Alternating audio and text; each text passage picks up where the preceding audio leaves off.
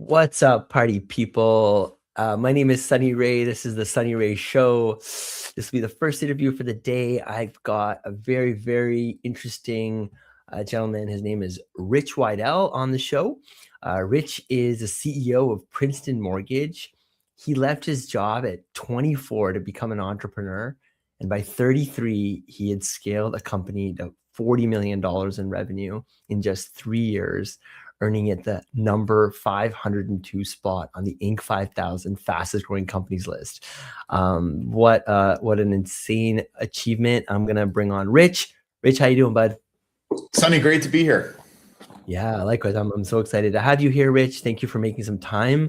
I like to kick it off with, what is Princeton Mortgage Corporation? Maybe give us the elevator pitch, just really off the top. We're going to go deeper into it, obviously, later on in the interview. But yeah, I would love to just start there. What are you guys up to? We are a residential mortgage lender. So if you're going to buy a house, you can reach out to us. More often than not, your realtor that you're working with will refer you to one of our loan originators. And we've built the company around like kind of very simple, a win for all in terms of better rates for borrowers. So if you're working with us, you know you're going to get a slightly better or better than market rate. And then we focus on productivity per person. And so what's attractive and why we're growing is we've been able to scale the organization with better rates for our borrowers, so giving more value, while I'm paying above average compensation to my sales team and my operations staff. And so sort of all of our decision making is, how can we create more value for the borrowers and also for our employees? And it's working. And it's extremely hard to do that, but that's what we do. Gotcha. So again, I always say, like, the conversations, we talk about money and tech and all this crazy stuff. It falls short when you don't have context around the person and kind of what brought them here. So I'm really excited to kind of just double click on, your history has been quite interesting. So just to kind of dive into it, right? So a mentor told you, I guess, a long time ago, that CEOs get something like 1,000 emails a day, and that, rejection isn't personal. When did you actually believe that? Not just, nod at it. Yeah, that conversation you referenced to is when I was in college. So I graduated in 2009 from Cornell. And the classes prior to me were graduating with like 7 job offers. So I wasn't taking internships seriously, having fun during the summer, doing athletic things, traveling. And then it came my time to graduate, and I graduated with no job. I was like, oh no, like the world had turned in 2009. I think half my graduating class, historically it had been 70 to 80% graduated with a job. And I think it was like 50 to 60% graduated without a job in 2009. And it was a real wake-up call, right? Because we'd been told, and you buy into, oh, you're at this great university and life's going to be easy and all these things are going to happen for you. And then you graduate, you're like, oh, shit. So I snuck into grad school and I stayed. I kind of call it like I hid in graduate school. And I said, I'm going to get serious now. And I started to apply to, at that time, it was like you go to the yellow pages and white pages and look people up and email and phone calls, and nobody got back to me. And I got really depressed because I was insecure. You're like, I thought I was great. I thought everybody's going to want to hire me, and nobody does. And not even that, they're not even replying to me. And I was with one of my friends and his dad, who was like CFO at a Fortune 500. And he kind of overheard, he said, how's the job search going? I said, not great. Like, I've been emailing, I've been calling, and nobody's getting back to me. And he was just like, Rich, you have to understand, they don't know you and it's not personal. And so you might send some CEO an email and he might look at it and go, oh, nice. I want to help this guy out. And then the day starts, and then the next email, and the next email, and the next email. And then by the end of the day, he's got 500 emails that he hasn't responded to. And his wife's saying, you got to come home for dinner. And his kids have sports. And like, while it's your number one priority, it's his or her 1,000th priority. You need to be consistent and realize it's not personal. And that was a real flip for me, where I said, okay, I'm going to become kind of, now it's popular to talk rejection proof and all those things. But at the time, it was just, this is not personal. The only thing that's holding me back from really going after this is this emotional pain that I feel, that I was making it personal as if it was about me, and it's not. And so I got much more consistent in my follow-up. And that ultimately led to me getting a job with Goldman Sachs, which at the time was like, hey, what's the hardest job to get? Because I didn't know what I wanted to do. And I said, I'll just go for the hardest job. And if that worked, kind of like if you aim for the moon, you land on the stars, who cares? And I learned a lot in that. And I say it carries forward to now. Now I'm in the CEO position, and I get constant LinkedIn messages and emails and phone calls and text messages. And sort of to succeed in my role, I have to put blinders on. I have to be really thoughtful with my time and attention. And I'm a little bit like, if you only reach out once, there's no chance you're getting a response from me. If you reach out 3 or 4 times thoughtfully, all right, now you've earned it a little bit and I'm interested. And so, but in the seat in college, you don't have that perspective to understand the time constraints and focus. And a really good CEO or a senior person isn't talking to every single person that wants to talk to them because their time and their focus is too valuable to do that. Yeah, that really resonates. So, so inside Goldman on the mortgage desk, what did you see in those deals that made you start caring more about the borrower than the loan? Yeah, so I think, one of the things you and I have been talking about is sort of courage. When I say courage, I mean courage to remove the contradictions in your life and the courage to figure out what you really want to do. And then the courage to bear the costs that come along with pursuing what you want to do, right? And that's kind of that wanting, willing gap. And so to some extent, I wound up at Goldman for really simple purposes. I wanted status, I wanted success, I wanted money, and I wanted optionality as I figured out what I wanted to do in life. And so when I got in there, I remember one night it was like 2 a.m. I'm underwriting another deal. I'm not interested in it. And I'm frustrated. And it was interesting. I was like mad at Goldman, which like, who am I to be mad at them? They've got like one of the best businesses in the world. I remember like taking my headphones off and to the woman next to me, I was like, what the hell are we doing here? This is such a waste of our lives. She looked at me, she was like, what are you talking about? I love this. And I was like, oh, like I'm the one, like I'm not going to win at this game because for whatever reason, intrinsically, my personality, I didn't like it. And if I'm sort of competing internally, right, because that's a very hierarchical, like who gets promoted, how does it work? If I'm sitting next to somebody that absolutely loves it and I don't like it, then I'm going to lose that game. And so that was a really great lesson to learn, which is like, no matter how smart or great you are, if you're not doing something that you have passion for, you're not going to win in the long run for it. And I remember thinking about, I wound up working in the commercial mortgage-backed security desk, deal structuring, and we were lending, hundreds of millions or billions of dollars to people, and I'd get to know them. And sometimes it was huge corporations, Blackstone, whatever, and other times it was an individual. Say, hey, and I'd see them when they had the private jet, success, house in Palm Beach, and you look at them a little, when you're 21 or 22, you look at them as larger than life, and you assume, hey, everything was easy for this person. They just they were born that way. And more often than not, the story was like, man, I was 27. My wife was pregnant. I lost my job. I didn't know what to do. I flipped a house. Then I flipped another and I did this and I did that. And you're like, oh. And I found out that like, I was much more attracted to those people that were I'll call them the builders, right? The people that were out there building, and I'll call them kind of free people, the entrepreneurs, where it was like, whoa, than the people that were working in the bank structure. And so that led to me realizing there was nothing wrong with Goldman Sachs. And I was really petty and small, naive to think that they should change for me or something like that. And really like, hey, I'm just not the right fit for this place. This isn't what I want to do with my life. So you leave Goldman, you take a job with a Florida developer, and he reneges on your bonus. So can you take me into that moment that betrayal landed? Like what changed in you that day? Yeah. So I think in that situation, I started to say, all right, I really in my heart, I wanted to do my own thing, but I didn't have the confidence or experience yet. Or the story told myself I didn't have the confidence or experience to do it. And so I found somebody that essentially was who I wanted to be. I was like, cool, I'm going to go work with that person. And in some ways they manipulated me by saying, Rich, you can come be just like me and have all of the riches and rewards that I have without taking the risk. So that was like a dream come true. Okay, I'm gonna get super wealthy and successful, and I'm not gonna have to take all the risk. And really, the risk was at that point. The risk is the risk of failure. What if I go out? If I were to go out on my own and fail, could my ego take that? Right? Do I have the courage to do that? And so sort of some of the promises that were made did not come to fruition for me at the end of the 2 years. It was sort of like, come down here 2 years, you're gonna get this big bonus, and then you can go off on your own and do your own thing. Well, the big bonus kind of didn't materialize. It's another lesson. I believed, because I was somebody that operated on a handshake integrity, that everybody else did it. and most people do. I'm not saying everybody's bad, but there are people who will manipulate you and tell you the thing that you want to hear, especially if you're young and you're naive, and give you false promises. And so very much now I for myself, so I'm often in the position where I'm the one making commitments to people now. I say, hey, listen, you can trust me because I'm going to do what I say I'm going to do. And I don't make commitments that are outside of my control, but I'm going to put everything that I'm saying to you in writing. Right. And there's some things you're going to want me to put in writing that I cannot put in writing because I don't know what's going to happen in 3 or 4 years from now.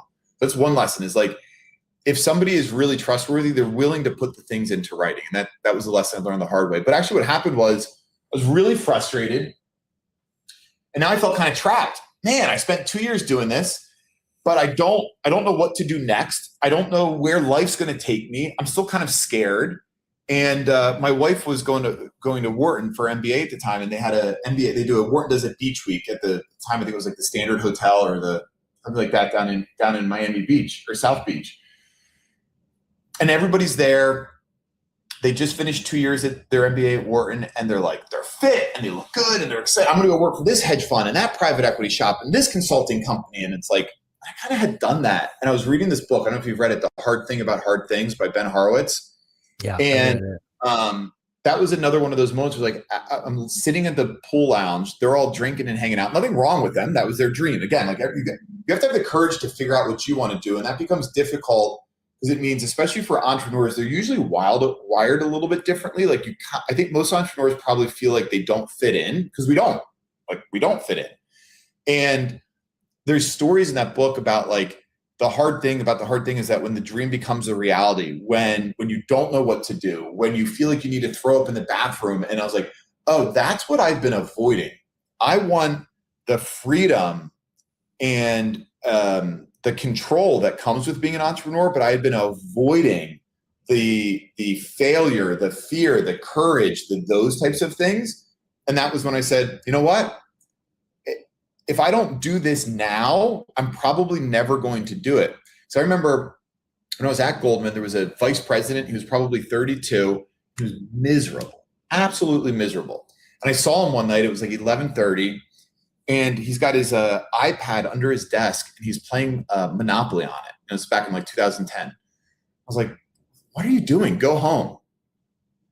He's like, "I can't." I'm like, what do you mean? He's like, "Dude, if I don't get like." My wife's always so pissed off at me that like I gotta wait until she falls asleep until I go home because I don't want to fight with her. And I was like, oh my gosh, I don't want that. Like I don't want that. And I think it becomes very difficult once you're married, you have kids, you're making $200,000, $300,000, $400,000, $500,000 a year. You've got a mortgage, you've got a nanny, you've got all those things. Once your fixed costs go up, it's really hard to make the switch to be an entrepreneur unless you get lucky and have a multi-million-dollar payday, then you've got breathing room. But when you're young, the downside's much less. Like I could live off $5,000 a month at that point in my life, right? I can't do that today, but I could back then.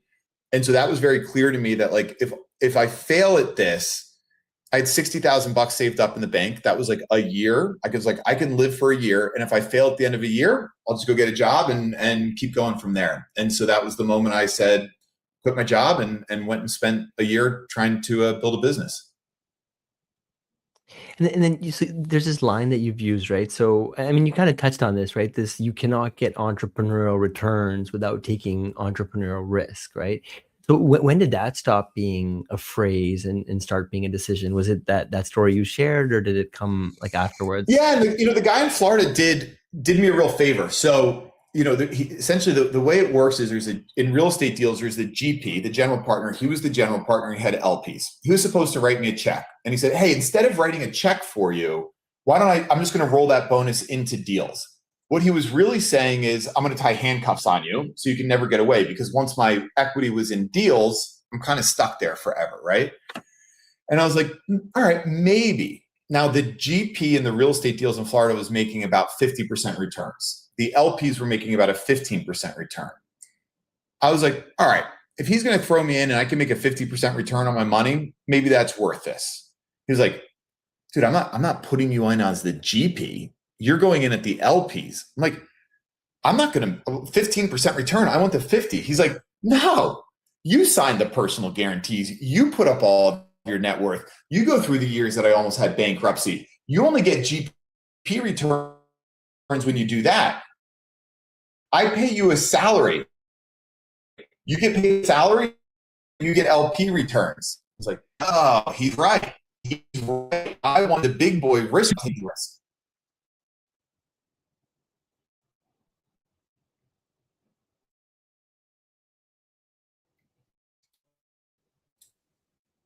Hey, Rich, I think I'm losing you, bud.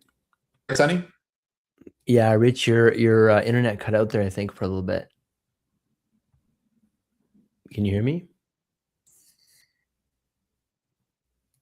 Maybe we'll give it a second. Yeah, I can hear you now. You froze for a little bit. I don't know if it was me. Oh, yeah, you're back. You're back, I think, kind of, sort of. We'll just, I don't know, the video's a bit laggy for some reason. You're back. Yeah, There hey, you can go. you hear Cool. me?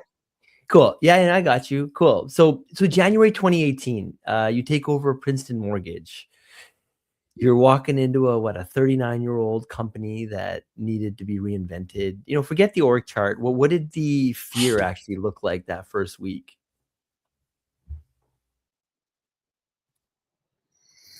You know, so after I left Florida, I did wind up finding a deal, buying commercial real estate, building a portfolio, finding investors, finding banks, doing all that type of stuff. And ultimately, I got kind of bored with it. I didn't like zoning and regulation and tenants, and the pace with which commercial real estate moved was too slow for me. And so it was one of those things where I was like, I'm good at this, but I don't love this. And I just kind of had that, like, I don't think I want to do this for the next 20 years. And sometimes I kick myself for that because it's a pretty relatively stable, boring business that you can make a lot of money in, but I was bored with it. And my dad had been a real estate broker and had this little mom and pop mortgage company. And he called me up and he just was like, hey, I'm going to shut it down. You know, it ran its life cycle, sort of like everybody's retiring and it's over. I was like, I'm kind of looking for my next thing. Maybe I want to get involved with it. So I jumped in and, I'm talking about like 15,000 a month in revenue. So when I say small, like really small, and it was tremendous opportunity that I went for it. And so I just gotten done reading the book 0 to 1 by Peter Thiel, was all fired up and was like, Classic. all right, I'm going to go for 10x growth. What's that? That's another classic. That's one of my favorite books. Yeah. Yeah. And it got me on the Inc. 500 list, like I got, it did it, right? We went for it. And what I did is we were all so young and I hired other young people and we put together a group of guys and people were just like, we're going to go for it. And it was like all sales and marketing and culture and this, but I didn't understand fundamentally how to build the building blocks of a business. And so what happened is we absolutely ripped. We went from, 500,000-ish in year one to over 40 million in year three. But then I hit a point when the market turned, interest rates went up after COVID, all that type of stuff, that our expenses were growing faster than our revenues. And then when the revenue started to go down, I had this huge gap. We started losing a lot of money. And you don't know, all of a sudden, it's like quicksand and you don't know what's happening. You don't understand why. I didn't fundamentally understand the business economics. And I wasted about a year hoping for the market to save me, right? Just like kind of hoping like, oh, I just need to be patient and you don't want to kill your baby, right? I just spent 3 years building this thing, selling the dream, recruiting people, bringing people on board, being a visionary. And then all of a sudden you're like, oh no, I got to pivot on all this stuff. And I think ultimately, I thought arrogantly and naively that I was stronger than market cycles and that I could just outgrow the market cycle. I could not.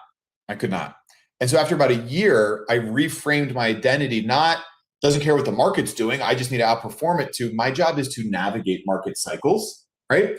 And then to be very realistic about what is going on and what decisions do I need to make. And so this was my first grade lesson. And unfortunately, not unfortunately, but I think for many of us, we don't do the thing we need to do until we have to do it. Right. So like you kind of I knew what I needed to do, but my ego and my insecurities kept me the way until I got to the point where it was like, if I don't dramatically change things, I'm just going to eventually go out of business. This is just I'm going to deplete my balance sheet. People are going to quit and I'm going to get gone. And so it became my courage came from desperation, if that makes sense, of like having to confront reality. And so we completely stripped the company down, rebuilt it, cannibalized it, shut down business lines, rebuilt all those types of things. And that was when I became a real business operator. And everything in business takes longer than you think. What I thought would take a year or 18 months took 3 years, right, to really go through that cycle. And I remember getting a text message from a wildly successful entrepreneur. And it still rings true to me. He goes, Rich, this business cycle, right, in the housing with the high interest rate, it's either going to put you out of business or it's going to turn you into a real operator. And now that I'm on the other side of it and we're growing and we're profitable and we're catching wind and we're running, I'm so grateful for having gone through that cycle where I'm like, that's when I really learned how to run a company when it's hard and when you're feeling and when conventional wisdom no longer works, right? Like you can't just do what everybody else is doing because everybody else is kind of going out of business also. So you then have to learn, how can I think for myself? How can I have understand fundamentally what I need to do? And then even in the face of, when I say the system is designed to defend the system, your employees, your company, your vendors, nobody wants anything to change. And as the CEO and owner, you have to be willing to make those unpopular decisions that you really think are correct, even when everybody's saying, don't do that. Then sometimes you're going to have made the wrong decision and they're right. And you got to be willing to pivot once reality tells you that was not the answer. You got to keep going. And so I think the speed with which you have to know, when do you stay convicted? And also, when is the data telling you that you got it wrong and you have to pivot again, and be willing to keep pivoting until you find that product market fit and you're profitable and growing.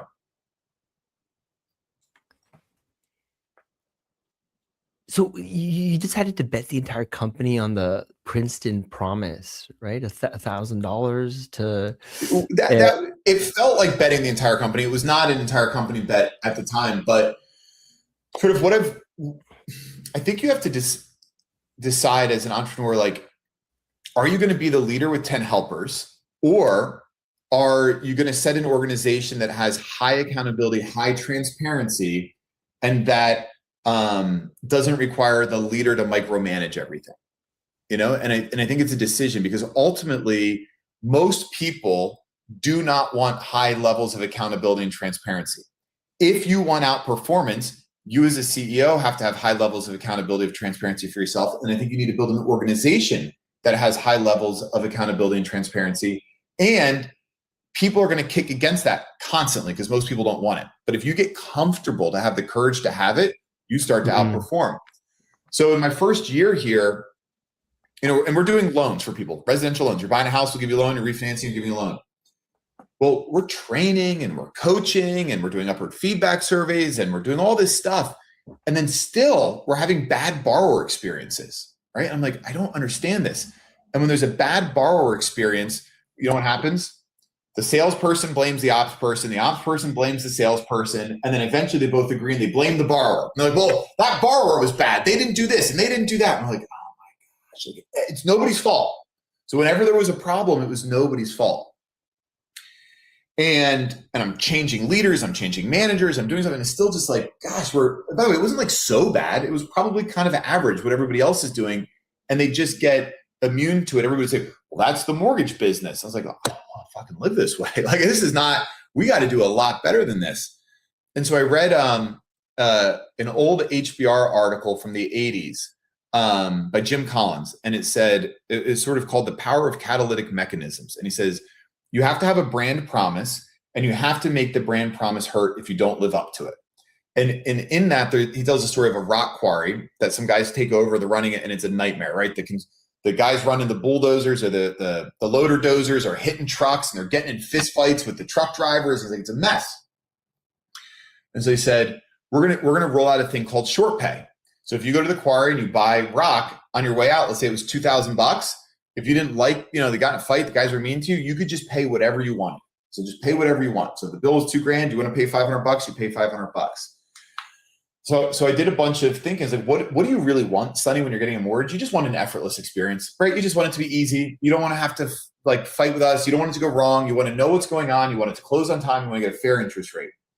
And so our brand promise became the effortless mortgage. And I said, I'll tell you what, we're going to roll out a thing and we're going to try it. And we're going to say, if our customer is unhappy for any reason, we're going to give them $1,000. My team was like, you can't do that. You cannot do that. So they came up with a list of like 15 things. They said, Sonny, you'll be eligible for the $1,000 if,